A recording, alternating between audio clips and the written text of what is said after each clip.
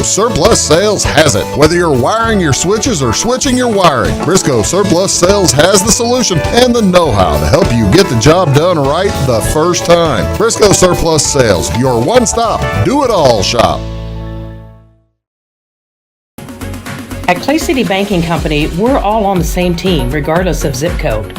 At home, work, school, or across the country, you can be part of our team with our cutting-edge mobile banking products. From your hand, you can check balances, transfer money, make deposits, and pay bills. Looking for a loan? We've got you covered with our mortgage, agriculture, commercial, and consumer loans. Join our team today. Clay City, Flora, Louisville, and Fairfield Banking Companies. We're the hometown banks, member FDIC, and equal housing lender. It is all things new at Zimdar's Heating, Air Conditioning, and Appliance Repair. We have a new line of heating and cooling equipment and new technicians. Our new equipment line offers 24 months free financing and excellent warranty coverage. Our experienced service technicians can provide you with quality service and repairs on all brands of HVAC equipment. Zimdar's has been serving Clay County and the surrounding areas for over 23 years. The employees of Zimdar's are here to help, so call local and call Zimdar's.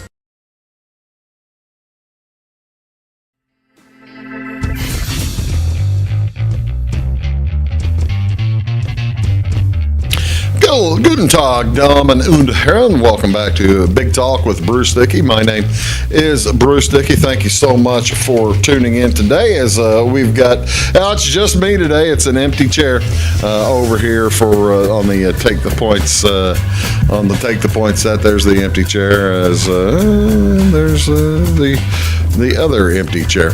As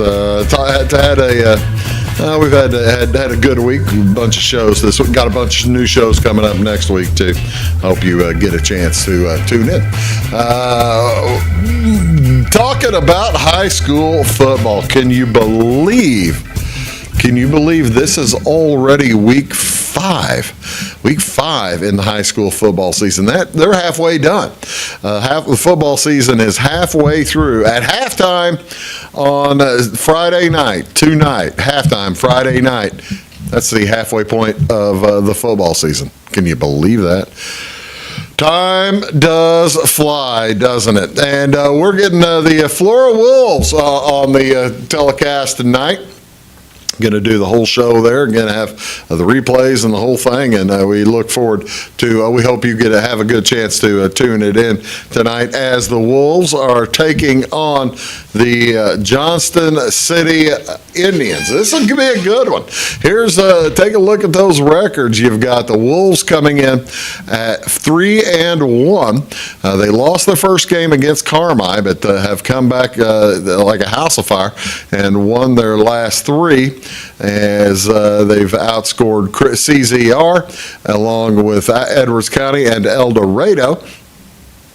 They head to they're at home versus Johnston City and Fairfield the next 2 weeks. Now we're going to have both of those games for you next week. This weekend against Johnston City and next week in Fairfield. We'll be in the Flora.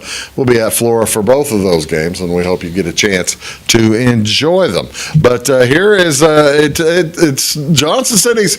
They're going to present some issues. They just beat Fairfield 36-14. They've got a win over a CZR and Edwards County. So actually, they've played the same. They played 3 of the 4 of the same teams that Flora has played. Interestingly enough, though, that Fairfield game, talking to folks who saw the Fairfield Johnston City games. The Johnston City game, that was just last week. And Fairfield played them close. The Fairfield gave them all they wanted. There were like 2 or 3 mistakes that Fairfield made. And with Johnston City, you just can't afford to make the mistake. Had Fairfield not made the mistake, the score would have been quite a bit closer than, it ended up 22-point difference there against the Mules. But it really would not have been that large a difference. Man, Fairfield would have had a good chance to win that game. Interestingly enough, and I'm looking forward to tonight to getting the story about the El Dorado trip for the Flora Wolves. I'll tell that story at the game tonight. Of course, the El Dorado game, Flora winning that ball game in exciting fashion, and then then after the game, you had let's call it a brouhaha. How about that? We'll just call it a brouhaha, where you had players and coaches. There was some contact between the teams, and coaches getting angry, and players getting angry, and parents getting angry, and the whole bit. As one of my friends says, or our good friend Weeze will say, they got El Dorado. They got El Dorado. Flora did, but Flora came out ahead. The coach at El Dorado, Joe Clark, apparently got in a little bit of hot water, but not that much hot water. I from what I understand, but that's neither here nor there. Flora came out with the win last week, and I got to tell you, it's a shame that the players will occasionally, that the coaches will act up, and the players will see that, because that kind of gives the players the idea that that's okay. It's not really okay. So, but that's what happened last week in El Dorado. I'll get more scoop on that tonight at the Flora game. Here's what the Black Diamond Conference looks like right now. Johnston City in the driver's seat. They still have not played Cesar Valier, as they will be playing those folks. Oh, when will they play? They play next to last week of the season. So yeah, they're heavy part of the season coming up for the Johnston City Indians. Still to come also for the Flora Wolves. But there's what the BDC looks like right now, and some of those teams have their work cut out for them to get to the playoffs, including the Fairfield Mules and the El Dorado Eagles.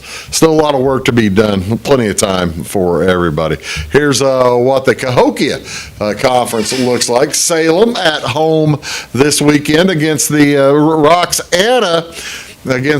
Roxana Shells. Salem at 7 o'clock tonight. Roxana comes in at 4-0, and look at those scores for Roxana. They are just drilling people. When you look over the course of the season, they have scored 155 points and given up only 13. That's some pretty impressive. But you look at who they've defeated. 6-10. There, the combined records of the teams that Roxana has beaten. And Columbia beat them last week, shut them out last week. Columbia at 0-4. That's who Salem is playing in 2 weeks. On October 6th, we'll be back for that game, and that'll be Salem's homecoming back on October 6th. So all that high school football coming up. Going to be a great time. Again, tonight, we'll take the air about 6:50 or so tonight in Flora as the Johnson City Indians come to town. You can look for it here on Wabash Cash TV. We'll talk a little college football next. Back after this.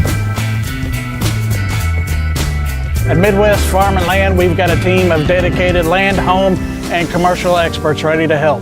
We understand that buying or selling a property can be extremely stressful. Let our folks take care of you and help you find your perfect piece of property. Whether it's recreational or hunting land, farmland, homes, or commercial, we're there to help. Local experts with national reach. If you're interested, give us a call, 618-532-1961, or check us out on the website, midwestfarmco.com. When you want an honest deal and hometown service without the runaround, go to Lamont Chevrolet Chrysler in Fairfield. Let Gabe McGahey, Sheldon Bunning, Jeff Black, Dennis Downs, Matthew Rogers, or Caleb Dunn score the best deal for you on your next new or pre-owned vehicle. Parts and service departments with factory-trained technicians and express lane and state-of-the-art tire and alignment technology. Lamont's always inspects your battery, antifreeze, wipers, and tires for free. We want you prepared for the open road ahead. Open 24/7 at LaMonsOnline.com. You'll like the way we do business.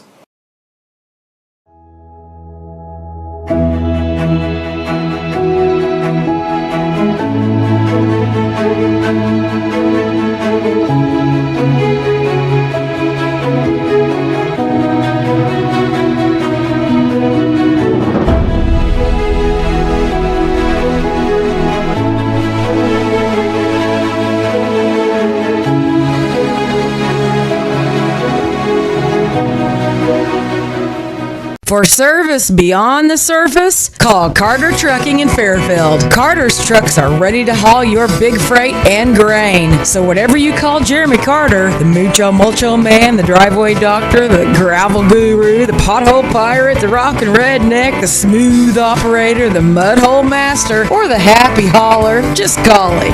842-2022 to haul your big freight, grain, and more with trucks from Carter Trucking, Williamson Drive in Fairfield.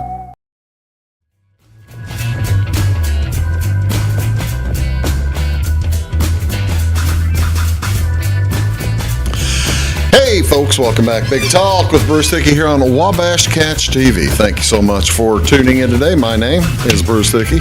I do appreciate you stopping in. Last week, we spent some time talking about how it was a stinker of a weekend. There weren't all that many good games between some loaded teams or anything like that. There weren't any good games with featuring teams that are that have the really killer records or ranked teams. That's not the case at all this week. Last week we kind of saw, I don't know if you were one of the folks who stayed up to watch it, the late game between Colorado and Colorado State. Colorado is just a phenomenon right now in college football. The Deion Sanders phenomenon continues unabated, and it's going to go on until this Saturday, until tomorrow, as they're playing Oregon. Oregon, a loaded squad, but we'll see what they can do. We've got the thing is there are, I think, 6 games this weekend featuring two teams that are ranked against each other. So this is a huge weekend for college football, and we've got our picks, and we are looking forward to it. But here's the football grid as presented by Jason Kirk. Jason Kirk does a wonderful job. He does this every week, and we do appreciate it. I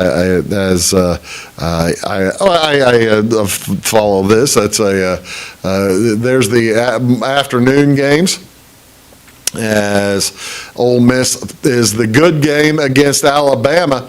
They're at 3:30, and then you've got the other games that are pretty good, fun to watch. You've got Maryland to Michigan State, UCLA, Utah, Colorado at Oregon. That was the one I was talking about. That's going to be at 2:30 on ABC. It's just a loaded weekend. You see the Florida Atlantic versus Illinois. That's on Big Ten Network, so you'll get that on Channel 600 here on Saturday. And you ought to be able to get the other one, the Louisiana Tech Nebraska, should be on 598. So you've got the two Big Ten channels, and that ought to be able to find it. You ought to be able to get the Illinois game on one of those. You've got several other good games. That BYU Kansas is going to be good. And then take a look at the 7 o'clock set of games, Oregon versus the Washington State, as those are the two teams. That's the fascinating thing. Those are the two teams who are left in the Pac-12 playing each other this week. So that's funky. Let's see, where was that? Let me get back to that. Yeah, that's at 7 o'clock. Also at Arkansas, LSU at 7 o'clock. And then you have some other good ball games. No real good late game this week compared to last week, where you had the 9:30 or the late game with the Colorado squad. If you're looking for something good to watch, though, that USC-Arizona State game will be fun, if only to watch USC run up and down the field. They can score like nobody's business. Also, of course, the 6:30 games. Now these are our Eastern times right here.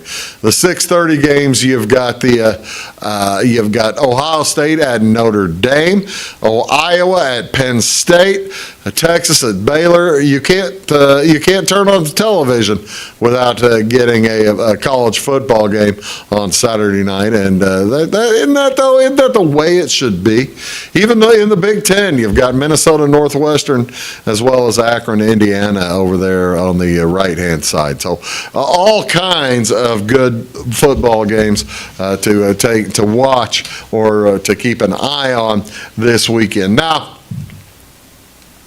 of course, you know that we're certainly keeping an eye on all the college football games here. We did pretty good last week in college football. We went 5-3 as a team. So 5-3 and also hit a super dog. You know, I'm not the guy. I hate to brag. I'm not the guy to do that. I'm not that kind of guy. I went 2-0 though in the college football last week, and also hit the super dog. So I had a pretty good weekend. Now, and I'll grant you again, all of the picks from all of us here on the Take the Points show are certainly for entertainment purposes only. No wagering, unless it's legal, where you like to do that. And you might want to keep an eye out, whatever you like to do. But like to show here is we're getting a little bit far enough into the season where the past record of the year begins to make itself known, as well as to be a little bit more relevant. For instance, Rutgers is 3-0. These are the teams that are 3-0 or that are undefeated against the spreads. Most of the teams that are undefeated against the spread, as well as you see the ATS number there. That is how much they've averaged beating the spread by. So if you've got like Texas State down there at 3-0, they've averaged beating the spread by 23 points in each of their games this season. Syracuse is averaging 18 points a game.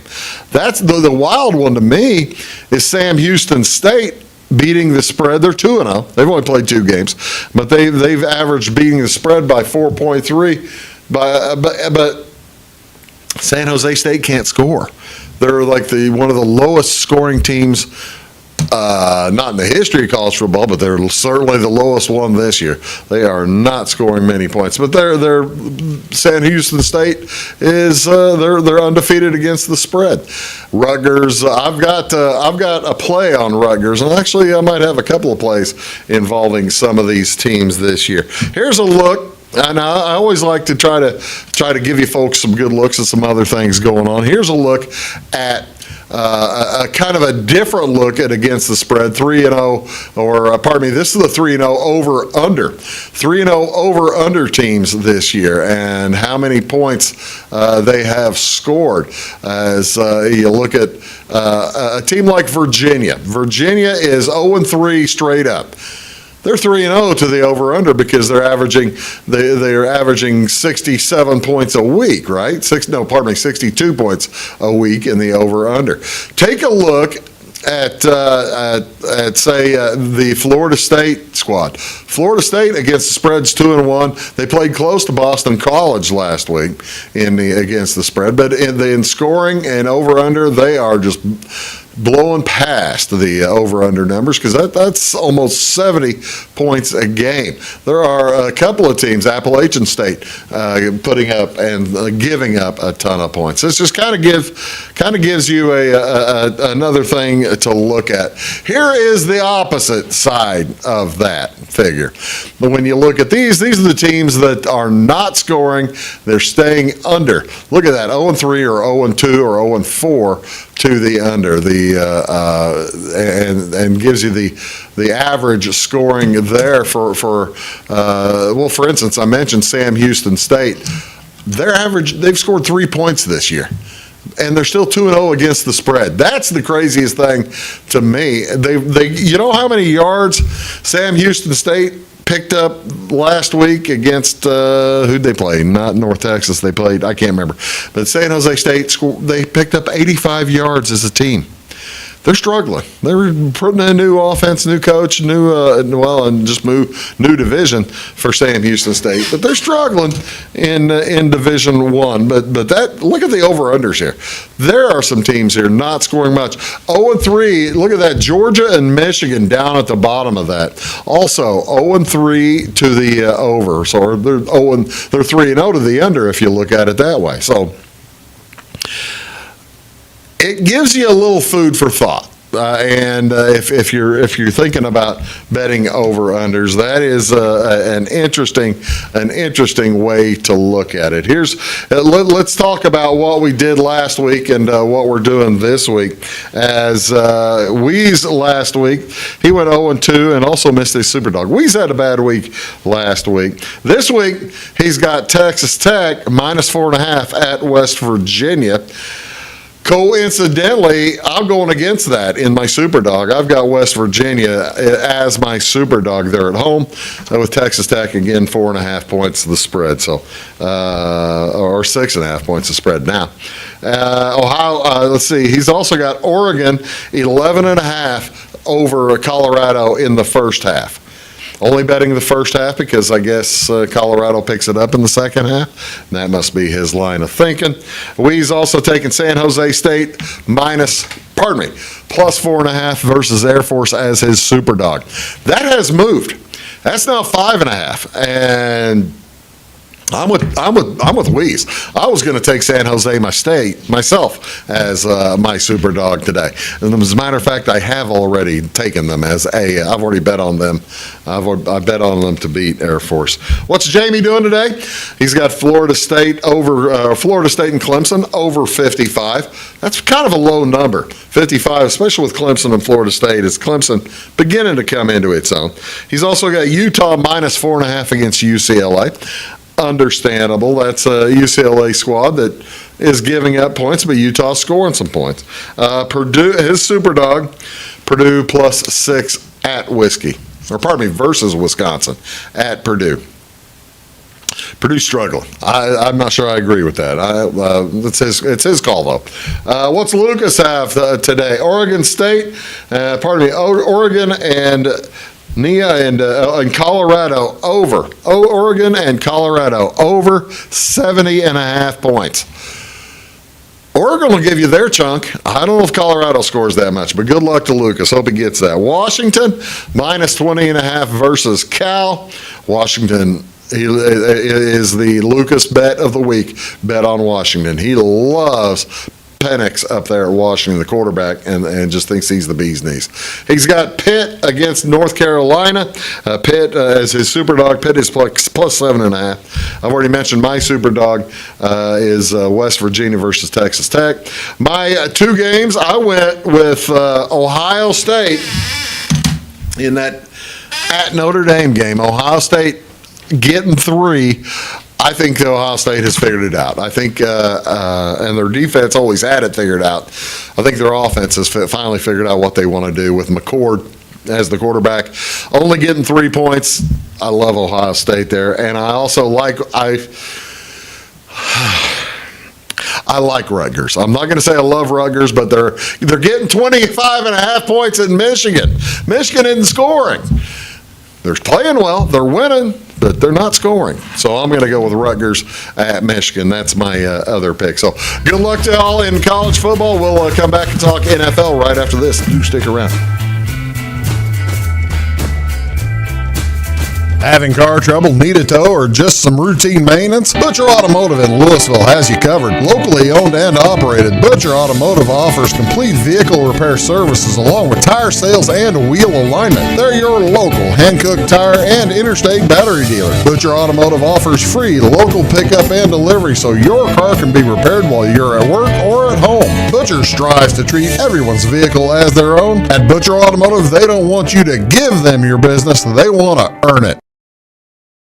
Residents of the Clay County and surrounding area have relied on Clay County State Bank for sound professional service for over 100 years. With convenient lobby and drive-up hours, we are ready to serve you Monday through Saturday. We appreciate all who bank with us, and we look forward to the opportunity of working with anyone who is looking for a community bank to help with their financial needs. Give us a call at 665-3314, visit us online, or stop by and see us on the square in Louisville to experience our friendly personal service. When you want an honest deal and hometown service without the runaround, go to Lamont Chevrolet Chrysler in Fairfield. Let Gabe McGahey, Sheldon Bunning, Jeff Black, Dennis Downs, Matthew Rogers, or Caleb Dunn score the best deal for you on your next new or pre-owned vehicle. Parts and service departments with factory-trained technicians, and express lane and state-of-the-art tire and alignment technology. Lamont's always inspects your battery, antifreeze, wipers, and tires for free.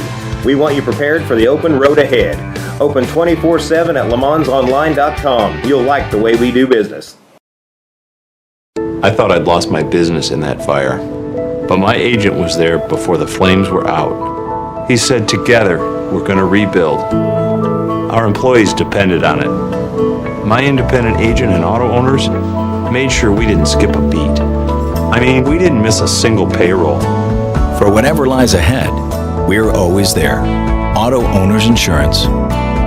North Wayne Insurance Agency in Flora is your local independent auto owners insurance agency.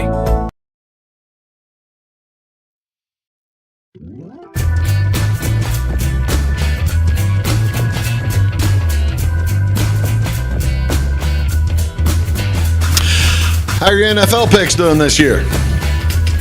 Well, Bruce, not bad. Actually, now that you mentioned it, thanks very much. Appreciate you asking. Actually, our NFL picks aren't doing that bad either, as we are, as a team here, the four of us, we are 10-3 in the NFL. That's a pretty good number. That over the course of the last 2 weeks, well, Jamie didn't get his picks in first weekend of the season, so and I had a push last week. That's why we're not quite to 16 picks or to 16 games, but that's where we are. What's the big news in the NFL this week? You know, last week we had the big stories on Aaron Rodgers getting hurt. That was the main story of the weekend. I guess if you're looking for the big story coming out of that, is that the Jets have decided that they're not going to try to pick up a quarterback. I mean, you had a season-ending injury to Nick Chubb up at Cleveland on Sunday, right?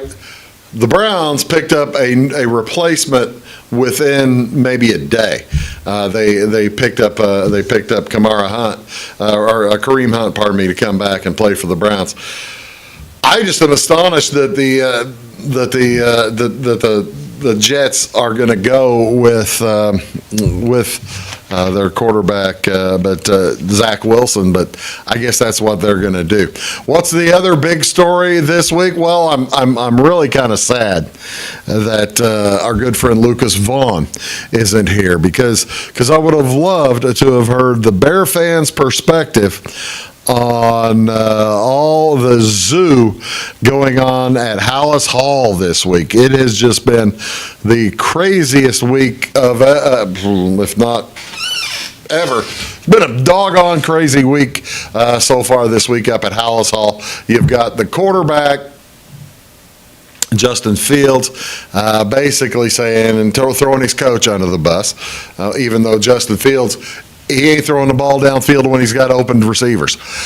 I saw a Twitter last week that he had a guy, he had DJ Moore, I think it was, wide open, jogging into the end zone and never threw it. He threw away. I don't understand it myself. But and then the other thing at Hallis Hall, which I'm not even going to talk about, is the resignation of the defensive coordinator. He says for health and family reasons, which is fine. But I think there might be other things going on. But that will certainly come out in the wash as the weeks pass by. Is it too early to begin making calculations based on what teams are good and best so far against the spread? Not really. Look at that. I don't think it's too early. The Rams are playing better than anybody thought this year, and they're 11 points above the ATS, 11 points to the positive as they're 2-0. Same for the Packers. Packers won last week against the spread. They lost by 1 down in Atlanta, but they won and against the spread, and they're doing quite well. Buccaneers also. Now this is average, by the way, folks, against the spread. Whenever the Cowboys win 40-0 the first week, that makes the average jump. Rams are averaging 11 against the spread. These teams are starting out pretty doggone hot against. Now, who isn't? Well, we already talked about the Bears. The Bears averaging 13 against the spread, losing. The Giants, of course, with that 40-point loss thrown into that whenever I believe they went into that game as a 3-point dog. The Bengals not playing well. And there's no surprise here. These teams really not all that playing all that well. I mean, it is a little bit early. Do you want to see over and under? Here's the over. Packers keep going over, average of 12 points over. Bears are going over. Now, is the Bears over more of a condition of the defense or of poor defense? Because the offense, well, he isn't scoring all that much either. But you've got the Bears over. You've also got the Eagles, the Colts, but that Colts, I'd be real specious about that. That might change with quarterback hurt for a few days. And here's the under. Chiefs are always, look at this, 18.3. Everybody loves to bet the Chiefs. You got to love to bet the Chiefs. That pushes those numbers way, way, way up high. The Chiefs, I don't know if you can really take anything out of that other than early in the season, bet the under on the Chiefs. What are the boys doing here this week on the over and under in our bets this week? Well, taking a look at Weeze, he's got the Buccaneers on this list, plus 5.5 versus the Eagles. So that's not bad. He's got Bucks plus 5.5, and he's got Washington, the Commanders, at plus 6.5. So Weeze betting a couple of underdogs this weekend. Tampa at Philadelphia and Washington at Buffalo. Jamie, on the other hand, is going with a couple of slight favorites. He likes the slight favorites. The Vikings -1 at Minnesota against the Chargers.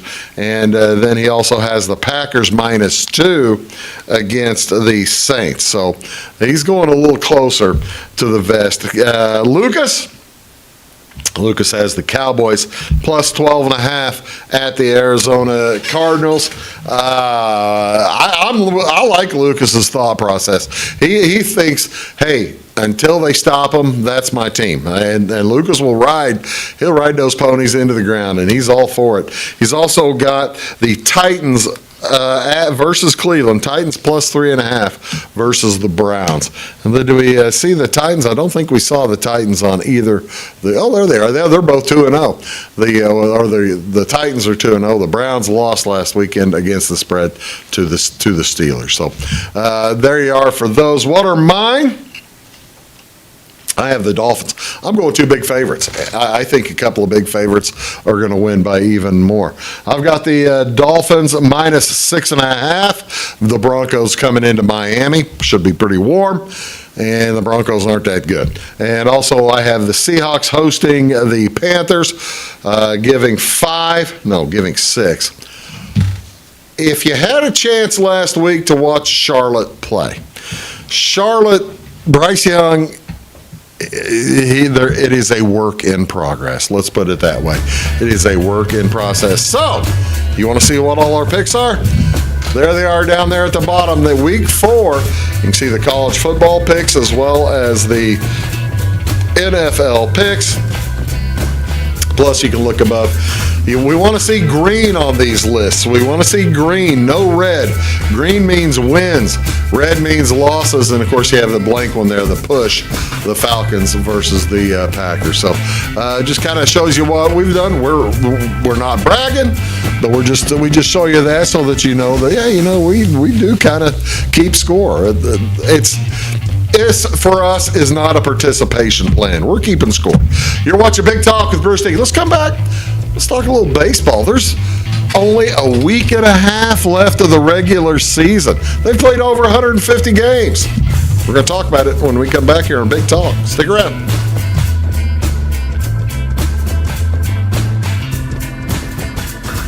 Make Carnaby Square in downtown Fairfield your fashion leader. We're the little boutique with the big inventory of beautiful, trendy outfits and clothing in a wide array of your favorite name brands. And don't forget our large selection of jewelry and accessories. Carnaby Square is Southern Illinois' largest dealer of Brighton. At Carnaby Square, we take pride in our one-on-one, knowledgeable customer service and look forward to helping you create your own special look. Plus, always free gift wrapping. Find endless gift ideas 24/7 at carnabysquare.com and on our Facebook page. Shop the fashion leader in downtown Fairfield, Carnaby Square. Briscoe Surplus Sales on the northeast edge of Flora is your one-stop do-it-all shop. Looking for rugged boots and footwear from great brands like Lacrosse, Rocky, and Carolina? They're there. How about top-notch small engine parts and service? Briscoe Surplus Sales has it. Whether you're wiring your switches or switching your wiring, Briscoe Surplus Sales has the solution and the know-how to help you get the job done right the first time. Briscoe Surplus Sales, your one-stop do-it-all shop. Napa Know-How. At Flora Auto Parts, you can count on the Napa Know-How experts to have the solutions to keep you running on the road or in the field. More than just your car, your locally owned Napa store carries a large inventory of parts for farms, heavy trucks, and just about everything that moves. Experienced counter people understand your needs and are ready to help with the perfect part at a great value. That's Napa Know-How at Flora Auto Parts. When you want an honest deal and hometown service without the runaround, go to Lamont Chevrolet Chrysler in Fairfield. Let Gabe McGahey, Sheldon Bunning, Jeff Black, Dennis Downs, Matthew Rogers, or Caleb Dunn score the best deal for you on your next new or pre-owned vehicle. Parts and service departments with factory-trained technicians and express lane and state-of-the-art tire and alignment technology. Lamont always inspects your battery, antifreeze, wipers, and tires for free. We want you prepared for the open road ahead. Open 24/7 at LeMansOnline.com. You'll like the way we do business.